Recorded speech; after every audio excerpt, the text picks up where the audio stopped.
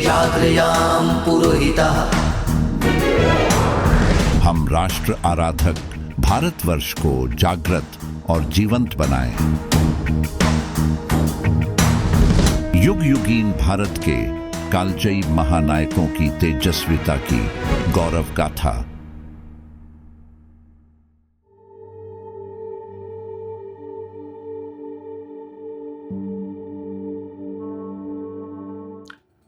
प्राचीन भारत के इतिहास में जितने भी योद्धा जन समुदाय हुए, उनमें से एक थे निषाद।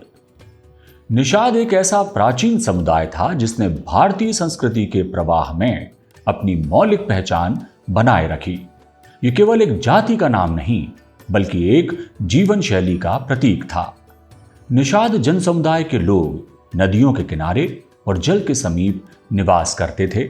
उन्हें निषाद कहा गया। निषादों का जीवन प्रकृति के साथ गहरे जुड़ा हुआ था। उनका अस्तित्व नदियों की लहरों, जंगलों की छाया और जल की मधुर ध्वनि से आकार पाता था। तो कैसे थे निषाद और कैसा था उनका जीवन? साथ ही जानते हैं भारतीय इतिहास में निषादों का योगदान।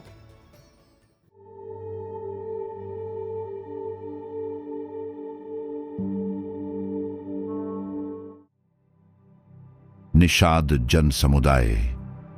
ये शब्द सुनकर मन मस्तिष्क में जल स्रोतों के निकट निवास करने वाले सहज और सरल मानव समूह का दृश्य उपस्थित हो जाता है। प्राचीन साहित्य में निषादों का उल्लेख अनेक बार मिलता है, चाहे वह वेद हो, पुराण हो, रामायण हो या महाभारत। निषाद समुदाय की पहचान बहादुरी, मित्रता और निष्ठा में निहित रही है। निषाद कभी राजमहलों की चकाचौंध का हिस्सा नहीं रहे, परंतु भारतीय संस्कृति की जड़ों को सींचने में उनके महत्वपूर्ण योगदान को विस्मृत नहीं किया जा सकता। निषाद का शाब्दिक अर्थ है जल स्रोतों के निकट निवास करने वाला। यह नाम उनके जीवन के प्राकृतिक परिवेश से जुड़ा है। विष्णु पुराण और भागवत पुराण में कहा गया है कि जब प्रजापति कश्यप की पत्नी दिति ने एक पुत्र को जन्म दिया जो राक्षसी प्रवृत्ति का था, तब देवताओं ने उसकी हिंसा को रोकने के लिए उसकी संतान को विभिन्न जनजातियों में विभाजित कर दिया। इन्हीं में से एक वंश निषाद कहलाया। एक अन्य कथा में बताया गया है कि वे प्रजापति की कन्या निषदा के नाम से उत्पन्न माने गए। ये सभी कथाएं यह संकेत देती हैं कि निषादों को प्राचीन भारतीय समाज ने हमेशा प्रकृति से जुड़ा साहसी और स्वतंत्र समुदाय माना। निषाद जन समुदाय को रामायण और महाभारत में नदी, जंगल और घाटियों में रहने वाली जनजाति के रूप में दर्शाया गया है। कई ग्रंथों में निषादों को प्राचीन शूद्र जाति का बताया गया है। ऋग्वेद में निषादों के संबंध में जो उल्लेख मिलते हैं उससे निषाद जल संबंधी कार्यों में कुशल बताए गए हैं। रामायण में निषाद राज का भगवान राम के प्रति अगाध प्रेम और उसका सुंदर प्रसंग वर्णित है, जो जनश्रुति के रूप में शताब्दियों से मौखिक रूप से हस्तांतरित होता रहा है। निषाद राज ने राम के प्रति अपना ऐसा प्रेम व्यक्त किया जो किसी राज दरबार की मर्यादा से नहीं बांधा जा सकता। वह हृदय से राजा थे और सच्चे अर्थों में मित्र भी थे। निषादों के इतिहास में गुह नाम इसलिए अमर है कि उन्होंने समाज के सभी भेदभावों को मिटाते हुए यह संदेश देने का प्रयास किया कि सच्चा संबंध जात या वर्ण से नहीं, बल्कि प्रेम और विश्वास से बनता है।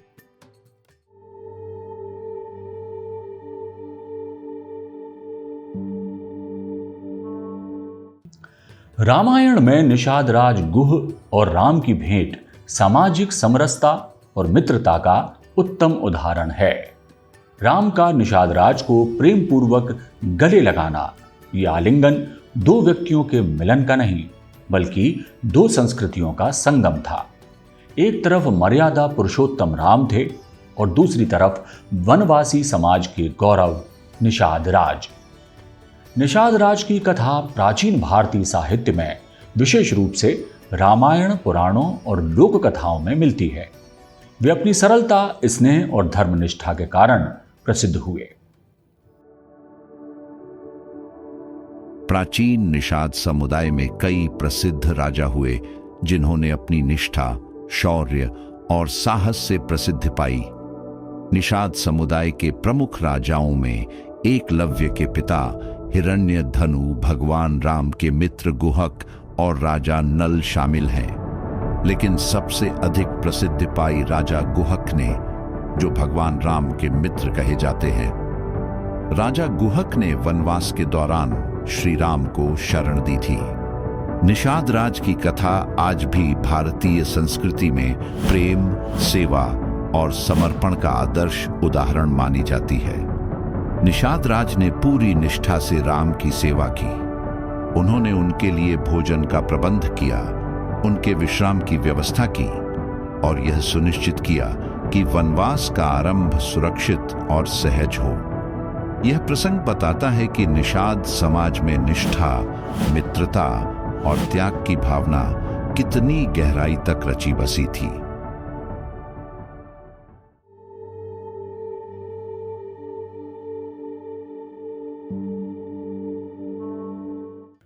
प्राचीन निषाद समुदाय के लोग न केवल अपनी निष्ठा और वीरता के लिए जाने जाते थे, बल्कि धार्मिक दृष्टि से देखा जाए तो वे आस्थावान थे और उनके धार्मिक अनुष्ठान और पूजा पद्धति हिंदू धर्म पर आधारित थी।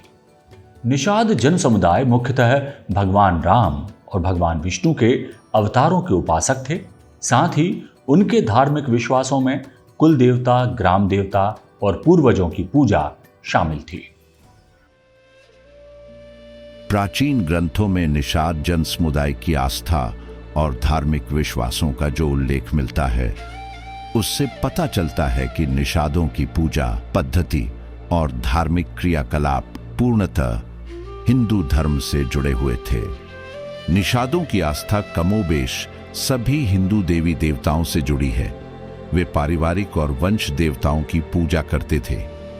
हालांकि उनकी पूजा पद्धति में क्षेत्रीय विविधता भी पाई जाती थी, लेकिन विशेषकर पूर्वजों की पूजा में उनकी गहरी आस्था थी। ब्राह्मण पुजारी ही उनके जीवन चक्र और अन्य धार्मिक समारोहों का संचालन करते थे। निषाद समुदाय टोने, टोटके और तंत्र पूजा में विश्वास रखता था।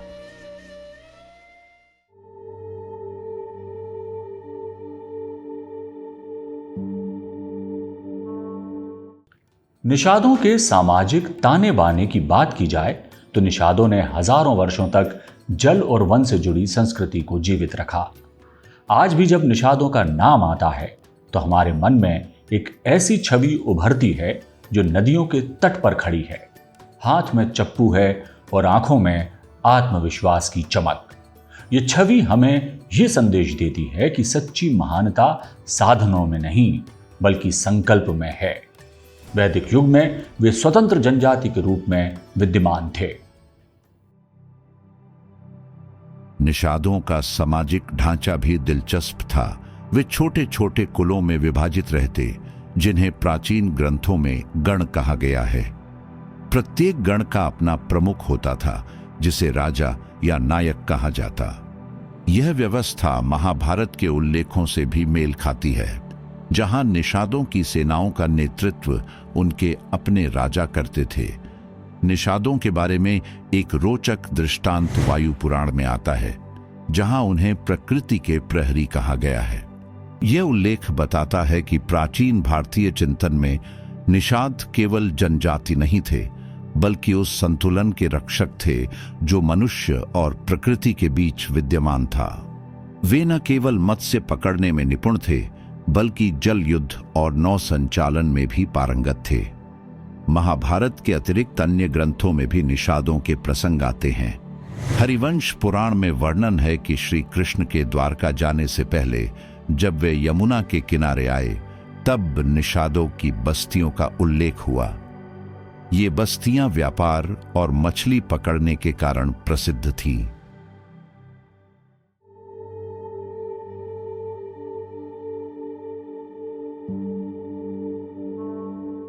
रामायण के बाद यदि हम महाभारत की ओर दृष्टि डालें तो वहां भी निषादों की गाथा वैसी ही प्रेरक मिलती है। महाभारत में निषादों का उल्लेख योद्धा और धनुर्धर के रूप में हुआ है।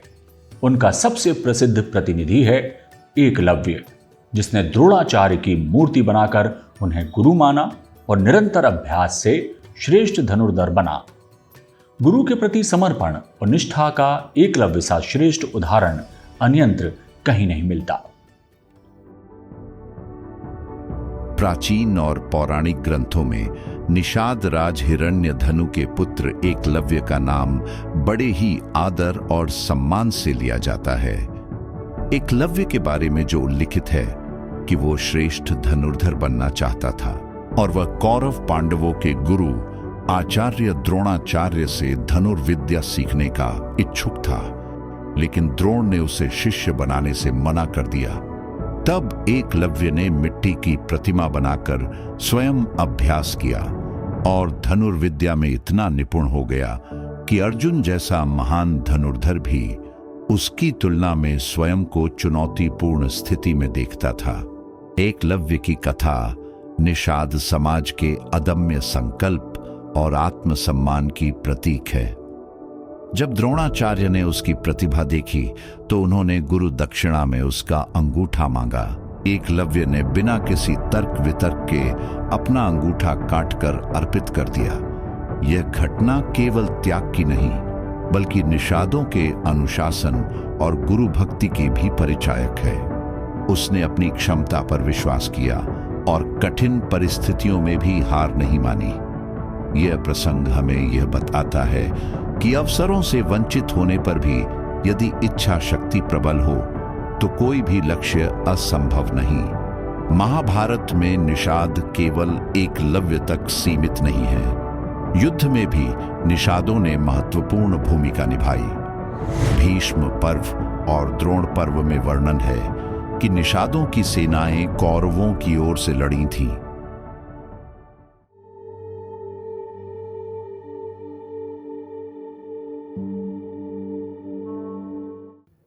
निषादों की सांस्कृतिक विरासत भी उनकी निष्ठा, कौशल और वीरता से कम नहीं थी। सांस्कृतिक दृष्टि से भी निषादों का जीवन विविध रंगों से भरा हुआ था। उनकी संस्कृति लोकगीतों और नृत्यों से समृद्ध थी। पर्व त्योहारों पर गीत गाना, नृत्य करना और सामूहिक रूप से उत्सव मनाना उनके जीवन का अभिन्न हिस्सा था। वे प्रकृति के उपासक थे और जल को जीवन का आधार मानते थे। उनके गीतों में नदियों की लहरों की ध्वनि और वनों की हरियाली की छाप मिलती है। निषादों का जीवन संस्कृति के विविध रंगों से बुना हुआ था। उनमें न केवल सामूहिकता का भाव प्रबल था बल्कि वो एक दूसरे के सुख दुख में बराबर के भागी भी थे। निषादों की बस्तियों में सामूहिकता का अद्भुत भाव था। वे एक दूसरे के सुख दुख में सहभागी होते थे। निषाद समाज का जीवन दर्शन सरलता और संतोष पर आधारित था। वे विलासिता के पीछे नहीं भागते थे। उनका उद्देश्य जीवन निर्वाह था, न कि भोग विलास।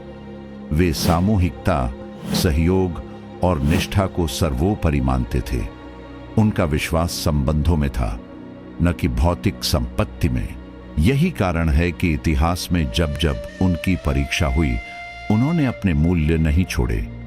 गुह का समर्पण और एकलव्य का त्याग इन्हीं मूल्यों के उदाहरण हैं। निषादों की गाथा भारतीय इतिहास में उस अदृश्य धारा की तरह है जो सतह पर नहीं दिखती लेकिन जीवन को पोषित करती रहती है।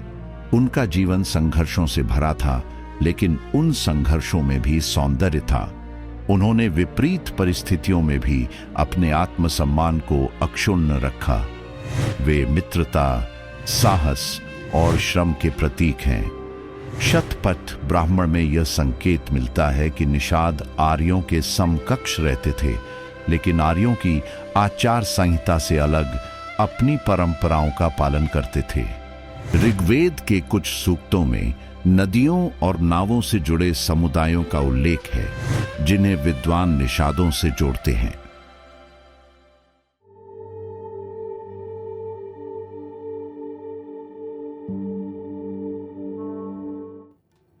निषादों का इतिहास त्याग, समर्पण, निष्ठा और वीरता की गाथाओं से भरा हुआ है। रामायण और महाभारत काल में अपना गौरवशाली इतिहास रचने वाली ये जनजाति आखिर कैसे विलुप्ति की सीमा रेखा तक पहुंच गई?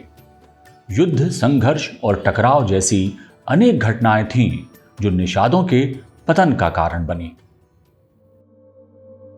वेद, पुराण, रामायण और महाभारत जैसे प्राचीन ग्रंथों में उल्लिखित निषाद जनजाति के पतन का कोई ठोस और निश्चित कारण नहीं था। निषादों के पतन को कई घटनाओं और संघर्षों को जोड़कर देखा जा सकता है। सामाजिक और राजनीतिक परिवर्तन भी इनके पतन का कारण बने। उदाहरण के लिए आर्यों के साथ टकराव, विजयनगर जैसे साम्राज्यों के उदय के साथ निषादों का प्रभाव कम होना जैसे कारण प्रमुख हैं। निषादों का विभिन्न समुदायों में विभाजित होना भी इनके पतन का एक कारण है।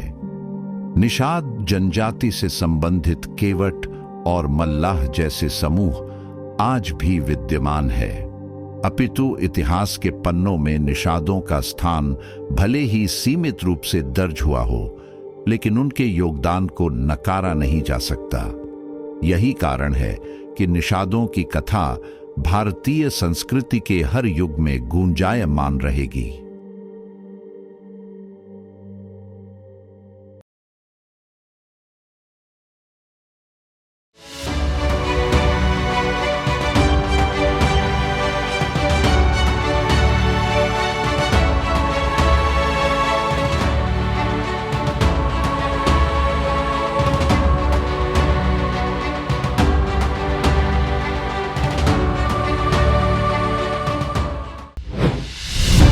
वे शूरवीर हैं, वे कर्मवीर हैं, वे निपुण योद्धा हैं, वे भारत का कुल हैं, वे भारतवंशी हैं जिन्हें लोक समाज ने भुला दिया है। ऐसे ही विस्मृत युगयुगीन भारतवंशियों की खोज और पुनरान्वेषण से वैश्विक समुदाय का सुपरिचय करेंगे। वीर भारत न्यास के YouTube चैनल वीर भारत में।